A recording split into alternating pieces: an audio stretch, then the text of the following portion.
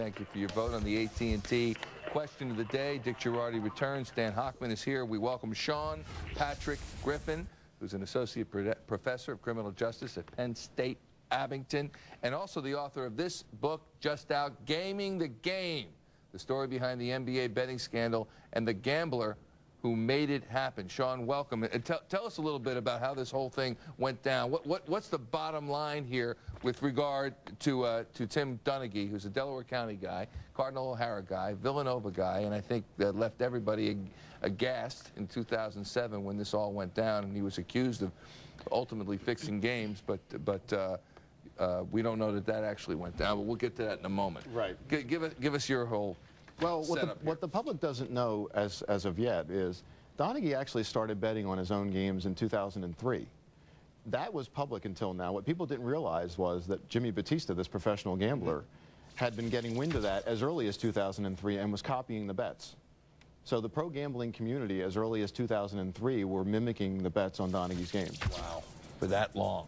Yeah. And then the FBI catches up with the whole thing in 2007? Well, that's another thing that's examined in the book. Up until now, no one has really understood how was it that the FBI got involved in this? How did the investigation start? I explain in the book, the FBI actually was going after Batista first, the pro-gambler. They go after Batista first. They realize that he's not going to cooperate, and they march right down the line. And by 2006, 2007, Batista had cut a deal with Donaghy to bet on games, especially on games Donaghy was officiating. And they used a friend of theirs, an intermediary named Tommy Martino. They're all friends from Cardinal O'Hara. They all 1 year apart in Cardinal O'Hara. So in 06, 07, by 06, 07, Batista was not the only gambler betting on these games. He was the lead one, and he was the one getting the picks early. But, you know, as we'll talk about what happens with Donaghy's games versus other games they bet. Stan? All right, in a sense, it wasn't a bet. Donaghy would give them his selection, and if it was right, he got $5,000. If it was wrong and the team he picked lost, he didn't pay any penalty. Maybe they scowled at him or said, tisk. Right. But it was a win tie kind of situation. Well, and when I say bet, gamblers consider what Donaghy was doing betting, technically, because he is making a selection, as you say. He's not placing the bet himself. However, it's called a free roll, meaning, right, you're making a selection and you're earning money if your pick wins. So in the gambling community, it's called a bet.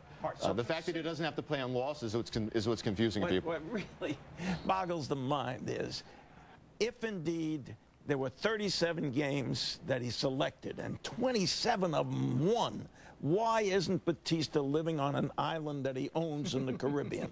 Well, one of the things I explain in the book, I was lucky enough to get access to some of the betting records, right? And as I say in the book, Batista was betting on average $1 to $2 million a game on games Donaghy officiated, as opposed to $10,000 to $20,000 a game on other NBA games.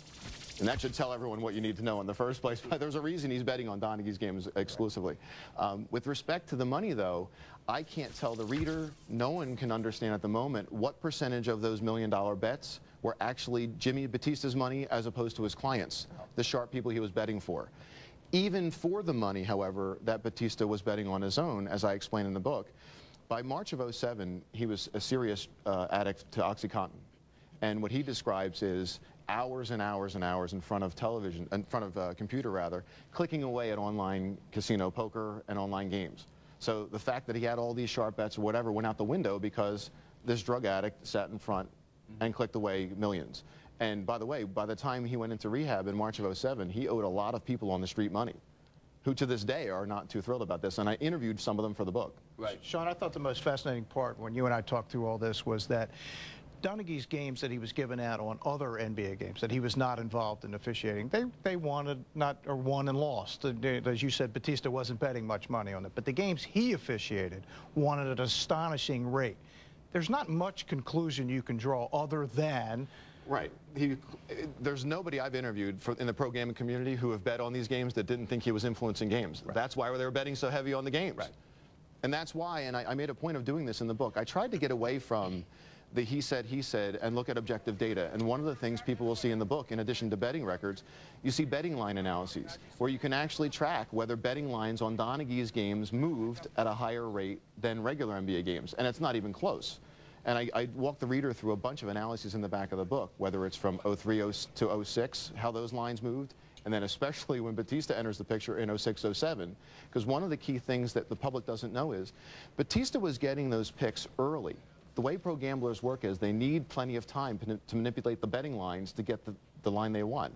So you'll see all of that explained in the book, and you can actually see the part where he bets from December 12th, 06 through March of 07, and how those lines move at a remarkable clip compared to the rest of the season. And he would actually bet early on the side he didn't want to bet on, just like, say, a couple of dollars, and then he would come in with the big money when the line moved later. Sean, his dad I know very well. Jerry, he's an old-time referee, and the one thing Jerry's always held on to is that, look, my son wasn't influencing the point spread.